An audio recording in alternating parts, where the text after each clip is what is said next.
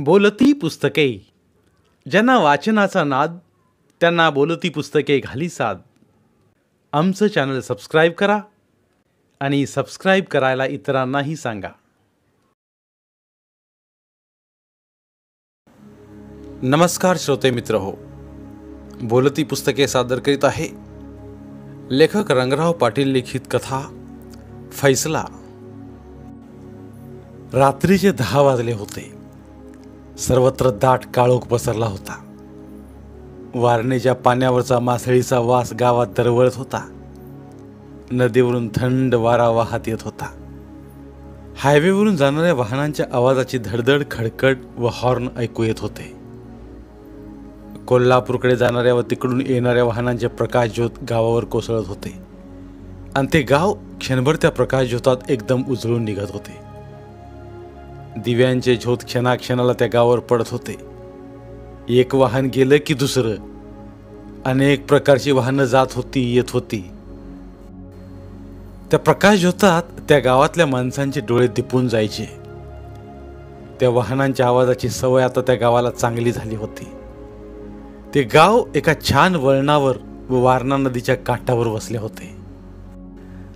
आता सर्वत्र सामसूम झालं होतं. वारणेचा प्रवाह अखंड व शांत वाहत होता. नदीकाठच्या हिरव्या शेवऱ्यांची झाडं थंड वाऱ्यावर झोकं घेत होती. ज्या शेवऱ्या सायंकाळी वाऱ्यावर डुलत होत्या त्या आता मुक्यानं उभ्या होत्या. शेवऱ्यांचा पानांचा हिरवा थंड वास रानारानात आणि गावात सुद्धा भरून राहिला होता. पुन्हा आसमंतातही दरवळत होता. गावातल्या कुणकेश्वराच्या कळसावरून वाहत पूर्वेला पसार होत होता. त्या गावचा सर्वात मोठा पुढारी रघुनाथ पाटील. ते आज एका महत्त्वाच्या मीटिंगला जाणार होते. तेच ते मीटिंगचे प्रमुख होते. त्यांना एकच मुलगी होती. ती इंजिनियर होती. जावई पण इंजिनियर. ते दोघेही कोल्हापूरला नोकरी करत होते. पण राहायला मात्र रघुनाथ पाटलांच्या बंगल्यावर होते. त्यांचा बंगला, जमीन ही त्या दोघांच्या मालकीची होती. ती वडिलांची खूप लाडकी होती. वडिलांच्या सहवासात असल्यामुळे ती फार आनंदी होती. तिला मूल झालं होतं तरी ती त्यांना लहानच वाटायची. माझा पानपुडा आण बाळा, त्याने आपल्या मुलीला सांगितलं. त्यांचं नुकतंच जेवण झालं होतं आणि ते प्रशस्त सुंदर गादी तक्क्याने सुशोभित केलेल्या बैठकीवर रेलून बसले होते. त्यांची ती बैठकीची रूम चांगली सजवलेली होती. त्या बैठकीत कुणीही परका माणूस आला की तिथल्या सुंदर बैठकीमुळे तो अवघडून जाई. तिथल्या तक्क्याला टेकून बसायला त्याला अवघड वाटे, भीतीही वाटे. मग रघुनाथ पाटील त्या माणसाला म्हणत, सप्पई टेकून बसा की, असं का करताय. मग तो माणूस नीट बसे. मग ते त्याला मसाला पान देत. कुठल्याही विषयावर ते बोलू शकत. त्यांचं वाचनही प्रचंड होतं. राजकीय भान असला असा तो त्या गावातला एकमेव माणूस होता. भल्या भल्यानं त्यांच्या ज्ञानाचं, त्यांना असलेल्या माहितीचं कौतुक वाटे. त्यांच्या त्या ज्ञानानं माणसं दबून जात. त्यांचं बोलणंही तेवढंच खेळीमेळीचं असे. गावात त्यांचं चांगलं वजन होतं, वर्चस्व होतं. गेली कित्येक वर्षे त्यांचं हे गाव त्यांच्या मुठीत होतं. अर्थात त्यांच्याबद्दल आदरही गाववाल्यांना प्रचंड होता. भीती, दटावणी, धमकी असला प्रकार त्यांना कधीच करावा लागत नसे. त्यांच्या मुलीनं पानपुडा आणला. आबा, आज कुठंतरी बाहेर जाण्याच्या बेतात दिसताय. होय, गावातच. तुला कसं कळलं. ही स्त्री भट्टीची कपडे, त्यावर जॅकेट, पुन्हा पुन्हा आरशात पाहून पडलेला भांग, हातात अंगठ्या, कानात अत्तराचा फाया. असली कसली मीटिंग आहे. अगं, मीटिंग साधीच आहे, पण मला हा नेहमीचा रुबाब करावाच लागतो. त्याशिवाय लोक प्रभावित होत नाहीत. पण जाताय कुठं. कसली मीटिंग. बाळा, ही राजकीय मीटिंग नव्ह, खाजगी मीटिंग आहे. बरं, तू जेव जाता. मी जेवले. कधी. तुमच्या आधीच. आता आई जेवते. मग तिला मदत कर जा. तसं कसं आबा, माझी आई आहे ती. तू पडलीस मोठी इंजिनियर, त्यामुळं कदाचित. आबा, मी तुमची मुलगी आहे, असं घडेल का कधी? बरोबर आहे. मग ती आत गेली आणि रघुनाथराव पान लावीत बसले. कळीचा चुना, तोही गुलाबी, पांढरा कात, फाफडा पिकलेली पानं, कधी कधी बनारस पान, तंबाखू, हा त्यांचा रोजचा कार्यक्रम. तंबाखू दाढीला धरूनच ते गावकऱ्यांशी बोलतात. गावातून मात्र रोज रात्री एक चक्कर. कुठं काय चाललंय याचा आढावा घेऊनच ते झोपत. पान खाऊन त्यांनी तंबाखूची फक्की तोंडात टाकली. तोच त्यांची मुलगी झोपल्या मुलाला आडवं घेऊन तिथं बैठकीच्या खोलीत आली. मूल चांगलं गाढ झोपलं होतं. तिनं त्याला त्यांच्या जवळच गादीवर टाकलं. अगं इथं नको, खालीच टाक त्याला, झोपेत वरनं पडल बिडल. मी आहे की, मी कुठं जातीया? तू आत कशाला तरी जाशील, तेवढ्यात साहेब कुलटी खातील. नाही, मी कशाला जाऊ? मग रघुनाथराव उठले. पुन्हा एकदा भांग पाडला. पण कसली मीटिंग आहे आबा? कसली खाजगी मीटिंग? अगं त्या गंगीची. असल्या उडाळ बाईसाठी मीटिंग? तो फार वेगळा मामला आहे, तुला नाही कळायचं ते. पण तसल्या त्या बाईसाठी मीटिंग, ह्याच मला आश्चर्य वाटतंय. तुला नाही कळायचं ते. मग रघुनाथरावांनी मोबाईल घेतला, खिशात टाकला. बॅटरी पण नाही आबा. मोबाईल आहे की. तशी ती हसली. मोबाईल म्हणजे बॅटरी नव्हे आबा. वाटेवर सगळे विजेचे डांबच आहेत. प्रत्येक डांबाला बल्ब आहे. काही डांबांना पेट्रोमॅक्सचे दिवे आहेत आणि काही डांबांना सोलरचे पण दिवे आहेत. अहो, तिचं घर कुठं? अगदी गावाच्या कडेला, हायवेला लागून. घर कुठं? तो बंगला आहे टोलेजंग. गावाच्या बाहेर कोपऱ्यावर आहे तो तिचाच काय? होय, राधाकृष्ण नाव आहे तिच्या बंगल्याचं. चांगलं आहे की नाव. मग तशी ती फार रसिक आहे. काय करायचं रसिक असून? बरं, जातो मी. 1-1:30 वाजेल परत यायला. लवकर या. कशाला त्या खुळ्यांच्या नादाला लागताय? पण कोण कोण आहे ते मीटिंगला? अन्नू मिलिटरीवाला, तंटामुक्तीचा अध्यक्ष युवराज, सुभाष मास्तर, तुक्का बापू, लाला लांगरे आणि सुरेश आडके. मग बडी बडी मंडळी आहेत म्हणा. होय, मी निघतो बघ. दार लावून नीट झोपा. असं म्हणून रघुनाथ पाटील बाहेर पडले. तोच अन्नू मिलिटरीवाला तिकडून येताना त्यांना दिसला. तो नेहरू शर्टाच्या खिशात हात घालून काहीतरी काढीत होता व तोंडात टाकीत होता. तो तंटामुक्तीचा अध्यक्ष होता. गावाला तंटामुक्तीचं 12 लाखाचं बक्षीस त्यानं मिळवून दिलं होतं. त्याचं गावातलं काम अत्यंत चांगलं होतं. सगळं गाव त्याला मानित होतं. त्यानं मिलिटरीत 20 वर्षे काढली होती आणि तो रिटायर होऊन आला होता. अजूनही त्याची बावडी झणझणीत होती. आवाज खणखणीत होता. त्याचा चेहरा राकट होता. नाक फेंदारलेलं, भव्य कपाळ. त्याच्या हातात नेहमी एक छडी असे, म्हणजे चांदीच्या मुठीची वेताची केन. ती फिरवीत तो तिकडून येत होता आणि तोंडात मधून मधून काहीतरी टाकीत होता. जेवलास का रघुनाथराव? जेवूनच बाहेर पडलोय. मग इकडे कोणीकडे आलासा? कुणकेश्वरला जाऊन आलो. आत्ता? रोज सांजाला जातो, पण आज नातवाबर कॅरम खेळत बसलो, त्यामुळं देवदर्शन राहिलं होतं. तुम्ही इकडं कोणीकडे? मी बी देवाला जाऊन येतो. का? असंच कधीतरी प्रश्न पडला एखादा की जातो. आता तुम्हाला कसला प्रश्न पडला आहे? ह्योच की त्या बाईचा फैसला करायचा आहे. तो प्रश्न मिटतोय का नाही कुणास ठाऊक. आणि कसा जरी फैसला झाला तरी आपल्याला घाबरायचं काय काम आहे? कसं होईल तसं होईल. तसं कसं बाबा? गावाचा प्रश्न आहे. रघुनाथराव, बर या जावा जाऊन देवासनं, तवर मी मारुती आबाच्यात जाऊन बसतो, तिथं या तुम्ही. तिथं आणि कशाला बसतोस, सरळ गंगीच्या घराकडेच हो की पुढं सरळ. मी एकटा, मिलिटरीमन. मग काय तर, माझी सगळीजण हाना की मला जोड्यानं. तसे रघुनाथराव खळखळून हसले आणि त्यांनी टाळीसाठी हात पुढे केला. मिलिटरीवाला पण हसायला लागला. तोच रघुनाथराव म्हणाले, हे इतका धसका घेतलाय बाईचा त्या? मीच नव्हे, सगळ्या गावानं तिचा धसका घेतलाय. बरं चला, मारुती आबाच्यात बस, तवर आलोच. रघुनाथराव खालती देवळाकडे गेलं आणि मिलिटरीवाला वरती मारुती आबांच्या घराकडे सुटला.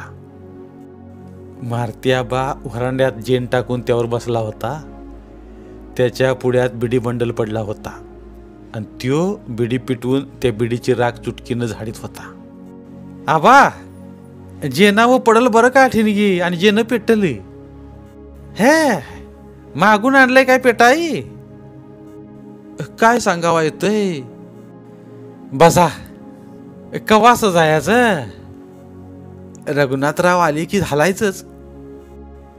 मिलिटरीवाले, माझ्या एक मनात आलंय. काय? आमच्यात आधी सगळी बसूया, काय बोलायचं, काय विचारायचं त्याची जरा उजळणी करू, फायनल चर्चा करू. काय बोलायचं त्या बाई बरोबर, काय तिला प्रश्न विचारायचा, कुणी विचारायचं, नाहीतर ती बाई सर्वांना दांडून कोलवल्या गत करील. भल्या भल्यांची दांडी उडवणारी बाई आहे ती. पण इतकं होस्तोर आपण गावातली माणसं गप्प कसं बसलो? अरे माहीतच नाही कुणाला, नाहीतर आपण गप्प बसतोय होई. गावात हे काय चाललंय ते कुणालाच कळलं नाही तर त्या बाईनं सगळं गुपचूप कारभार केला, ताकास तूर लावून दिली नाही. मग आधी हितच बोलू की सगळ्यासनी, हितनं मिळूनच जाऊ सगळी. रघु दादाला तरी विचारूया आधी. दादा काय नको म्हणत्यात, पण विचारलेलं बरं. तोच दादा तिकडून येत असताना त्यांना दिसले. ते डावा हात नेहरू शर्टाच्या खिशात घालून उजव्या हातानं मोबाईल कानाला लावून कुणावर तरी बोलत येत होते. तोच मारुती आबा म्हणाले, दादा या या, कशाला चलायचं बघूया की आता. आम्ही म्हणतो या इथं सगळी जरा बसूया, जरा साधक बाधक चर्चा करूया, काय बोलायचं ते ठरवूया, काय विचारायचं तिला ते नेमकं ठरवू. तिला विचारू आधी की बाई तू असं का केलेस? चला, ती एवढी कोण पडली? तुम्हाला काय सुचतील ते प्रश्न विचारा, मी आहे तिला वंगवा आहे. माझ्या पुढं काय चालायचं नाही तिचं. दादा बेतानं वंगवा, नाहीतर ती गाडी लई फास्ट असती, कुठंतरी घालील डबऱ्यात आपणाच निसती. मी हाय केले कानू, तुम्ही का भिताय? मग सगळे उठले, तिच्या घराकडे निघाले. वारं सूं करून वाहत होतं. खालतीकडल्या वाडीतलं दिवं लुकलुकत होतं.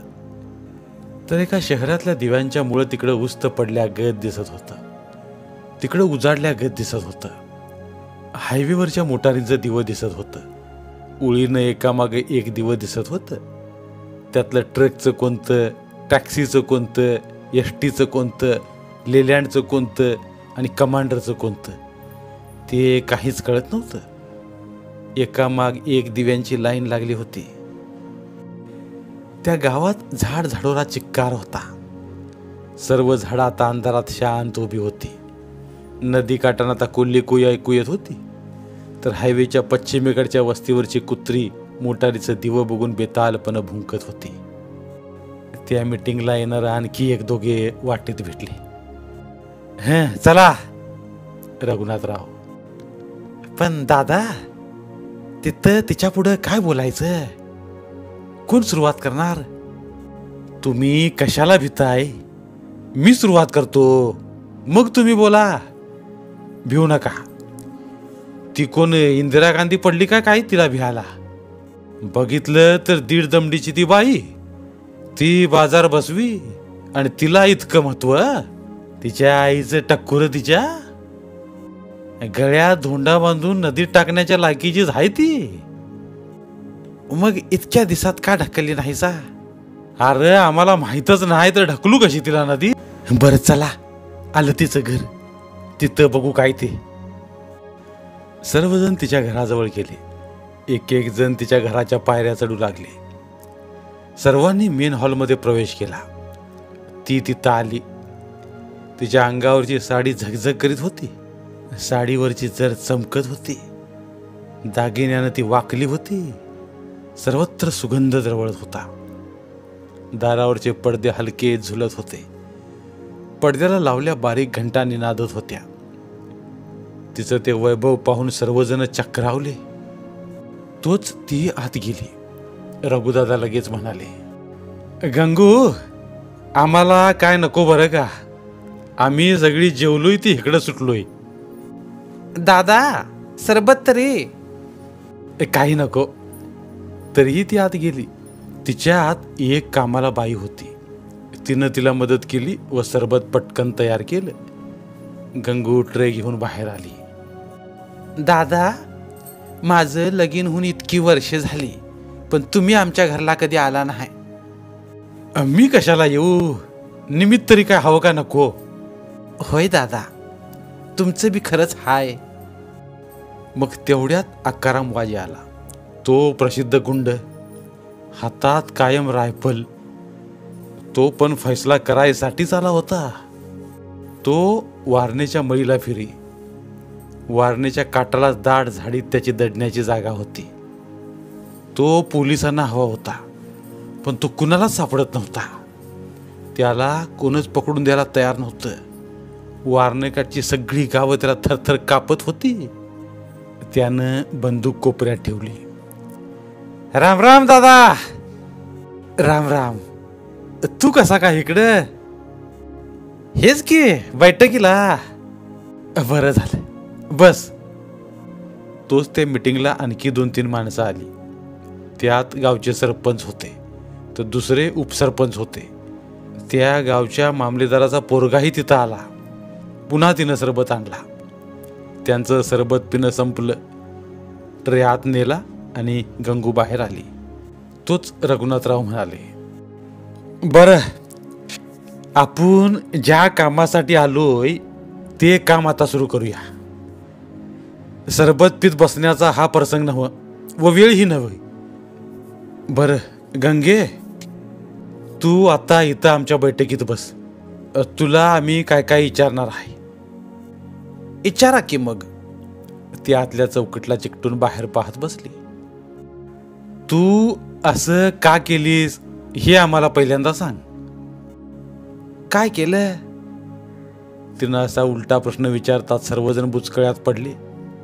एकमेकांकडे आश्चर्यानं पाहू लागले. आता काय बोलायचं ते कुणालाच सुचेना. सर्वजण तोंडात मारल्या गत्त गप्प. मग रघुनाथ दादांनीच धाडस केलं. तू हितली आमच्या गावची तुझ्या मालकीची जमीन विकलीस.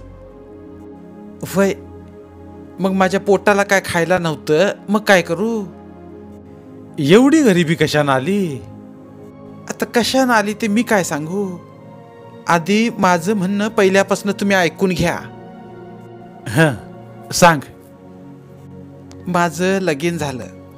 मला चांगलं स्थळ मिळालं. मला नवरा बी चांगला मिळाला. मी तर माझ्या गावात सर्वात देखणी होती. माझ्यावर आईबानं संस्कारही चांगलं केलं होतं. मग कशात माशी शिंकली? आधी सगळं नीट ऐका. सांग. काही दिवस आम्ही नवरा बायकोनं सुखानं संसार केला. पण मला कुठनं तरी कळलं की त्याने गावात एक बाई ठेवली या. तिच्यावर त्यांचं लहानपणापासून प्रेम होतं म्हण.